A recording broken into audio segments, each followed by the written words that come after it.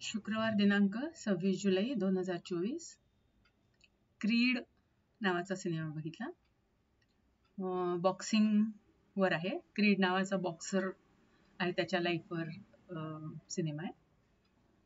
आणि आधी एक म्हणजे त्याचे वडील क्रीड हे अपोलो क्रीड हा एक खूप मोठा बॉक्सर असतो आणि तो त्या बॉक्सिंग मध्येच त्याची डेथ झालेली असते.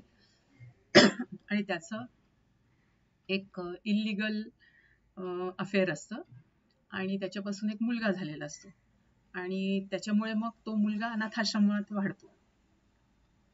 पण मग त्याची जी आई असते त्या मुलाची, म्हणजे जिच्याबरोबर त्या बॉक्सरचं इल्लिगल अफेअर असतं, मग ती त्याला भेटायला येते एकदा आणि त्याला म्हणते की तू माझ्याबरोबर राहायला येशील का. म्हणजे ती सांगते की नाही, तुझे वडील नाहीये या जगात, तुझे वडील नाही आहेत असं नाहीये. म्हणजे त्याच्या मनात वडिलांबद्दलचा राग, म्हणजे त्याला असं सांगण्यात आलं असतं की तुझ्या वडिलांनी तुला टाकून दिलं अनाथाश्रमात वगैरे असं. तर मग त्याची आई सांगते की नाही, ते खूप मोठे बॉक्सर होते आणि त्यांची डेथ रिंगमध्येच झाली होती आणि मी तुझी आई आहे. तर म्हणजे आधी दाखवलं असतं त्या अनाथाश्रमात कसं तो, म्हणजे त्या सगळ्यात त्याचा आतला राग, तो इतर मुलांबरोबर फाईट करायचा, कोणी काही ते चिडवलं वगैरे की, तर त्याचं फायटिंगची अशीच दाखवलं होतं की अनाथाश्रमात त्याची फायटिंग होते एका मुलाबरोबर, कारण त्यांनी त्याला शिवी दिली असते आईबरोबर आणि म्हणून तो त्याला खूप मारतो. मग ही आई त्याला म्हणजे भेटायला येते आणि त्याला म्हणते की तू जर माझ्याबरोबर राहायला तयार असेल तर चल, मला आनंद होईल. मग तो तयार होतो आणि मग दाखवलं एकदम तो मोठा झालेला. तर मोठा होतो चांगला, वेल एज्युकेटेड, आणि एका फर्म मध्ये त्याला नोकरी पण लागते चांगली आणि लगेच त्याचं म्हणजे प्रमोशन पण होते. तर त्याच्या आईला खूप आनंद होतो, पण त्याचं मन तिथे लागत नसतं. त्याला तो सारखं बॉक्सिंगचे व्हिडिओज बघणं आणि बॉक्सिंगचीच प्रॅक्टिस करणं वगैरे. मग त्याची आई त्याला म्हणजे म्हणते की का बरं तुला नाही करायची. तो म्हणतो मी नोकरी सोडून आलोय, तर मला बॉक्सिंगमध्येच आपलं करिअर करायचं. मग त्याची आई म्हणते की तुला जर बॉक्सिंगमध्ये करिअर करायचं असेल तर मी पुन्हा दुसरा माणूस मरताना बघू शकत नाही आणि म्हणजे त्यांचं जेवढं मी केलं ते, म्हणजे लंगडे लुळे झाल्यावर, तर मला पुन्हा असं करायचं नाहीये.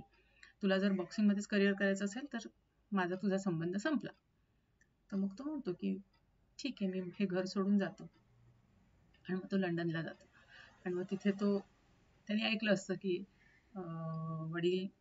वडिलांना कोण ट्रेनिंग देत होतं वगैरे. मग त्यांच्याकडे तो जातो. तर आधी ते तयारच होत नाही, पण मग ते बघतात की हा किती म्हणजे मागे लागला, म्हणजे किंवा त्याच्यामध्ये किती झील आहे. तर मग ते तयार होतात आणि मग आधी त्याला जिम मध्ये वगैरे जायला सांगतात, थोडीशी ट्रेनिंग देतात, पण मग हळूहळू बघतात, मग त्याला स्वतः ट्रेन करायला लागतात. तर त्याला ट्रेनिंग देण्याच्या वेळेस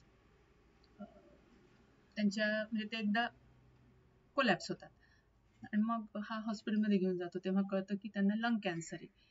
मग आता आधी ते लपवतात, सांगत नाहीत, पण मग नंतर ह्याला कळतच, ते पॅम्पलेट्स त्याच्या खिशात सापडतात. आणि मीन व्हाईल आधी हा जो जिथे राहत असतो तिथे एका मुलीशी त्याची ओळख होते, ती सिंगर असते.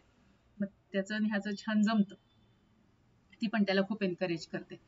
जेव्हा सगळ्या लोकांना कळतं की हा अपोलो क्रीडचा मुलगा आहे, तर आधी सगळेजण त्याला म्हणजे हे की अरे काय क्रीडचा मुलगा आहे, क्रीडचा. हा म्हणतो मला माझी ओळख बनवायची, क्रीडचा मुलगा म्हणून मला ओळख नकोय आणि वडील जसे मेले तसं नाही, मला ते पुसून टाकायचंय. मग जेव्हा सगळ्यांनाच कळतात, मग तो 1-2 सामने असे खेळतो तिथेच, तर जिंकतो त्याच्यामध्ये. तर ते बघून एक मोठा जो चॅम्पियन असतो, तर त्याचा हा येतो ट्रेनर याच्याशी बोलायला की आपण एक ठेवायची का बॉक्सिंगची चॅम्पियन, कारण त्यांना दाखवायचं होतं की क्रीडच्या मुलाशी पण आमचा हे चॅम्पियन जिंकतो म्हणून. तर आधी हे लोक तयार नाही होत, पण मग हा म्हणतो नाही, खेळूया आपण. मग मीन व्हाईल त्याचं हॉस्पिटलायझेशन, त्याची किमोथेरपी आणि हिचं एकदा त्याच्याशी भांडण झालेलं, ते सगळं मध्ये हा याची आपली ट्रेनिंग पण चालू. पण त्या सगळ्यातनं मग तो याचा दिवस येतो, उजाडतो आणि टफ फाईट होते. हाही खूप जखमी होतो, एक डोळा त्याचा ला खूप दुखापत होते, पोकारी होते उलटीची, म्हणजे तो ऑलमोस्ट नॉकडाऊन झाला असतो, पण तरी तो उठतो. म्हणजे अल्टिमेटली सगळे राऊंड मध्ये तो जिंकतो. आणि ह्याला जेव्हा खाली पडून तर तो उभा राहतो, जो अपोजिशनचा चॅम्पियन असतो, पण मग पुढला राऊंड नाही खेळायचा म्हणतो तो, आणि जिंकला हा डिक्लेअर करून घेतो.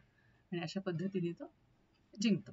आणि मग तो आपल्या ट्रेनरला घेऊन एका मोठ्या उंच एका इमारतीच्या लंडन मधल्या जातो आणि म्हणतो, कसं वाटतंय आता? छान वाटतंय. तुम्हालाही कसं वाटतंय? छान वाटतंय. कारण त्या ट्रेनरलाही आपलं म्हणजे सगळ्याजणांनी त्याच्यावर ठपका लावला असतो, की तुम्ही त्याला दिसत होतं की तो आता हारणार आहे, तरी तुम्ही त्याला मरायला तिथे सोडून दिलं बॉक्सिंग मध्ये. तर ते त्याला पुसायचं असतं, तर त्यालाही बरं वाटतं. म्हणजे थोडक्यात क्रीडच्या ह्याची जर्नी आहे की कसं तो आपल्या ध्येयापर्यंत पोहोचला. छान आहे.